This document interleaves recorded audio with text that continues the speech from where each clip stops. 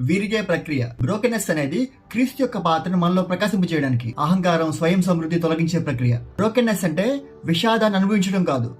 చాలా మంది దేవుడికి దగ్గర అవ్వకుండానే విషాదాన్ని అనుభవిస్తారు. దేవుడు మనకి ఏం చెప్పడానికి ప్రయత్నిస్తున్నాడంటే, మనకు మనం సరిదిద్దుకునే బలం లేనందున తన ద్వారా మనకి స్వయం సమృద్ధినిచ్చాడు. మనం వెళ్ళడానికి ప్రయత్నించే ప్రతి మార్గాన్ని దేవుడు అడ్డుకున్నప్పుడు, దేవుడే సమాధానం ఇచ్చాడు గ్రహించినప్పుడు మనం ప్రయాణాన్ని మార్చే పనిలో పడతాం. దేవుడే మనకన్నీ అయినప్పుడు మనకు కావాల్సిన దేవుడే. నిజానికి దేవుని శక్తి ఎవరి కోసం అంటే, తమ సొంత శక్తితో ప్రయత్నించడానికి, తమ సొంత ప్రయోజనాల కోసం వాడుకోవడానికి ప్రయత్నించడాన్ని ఆపి అన్ని ప్రభుకే విడిచిపెట్టే వారి కోసం.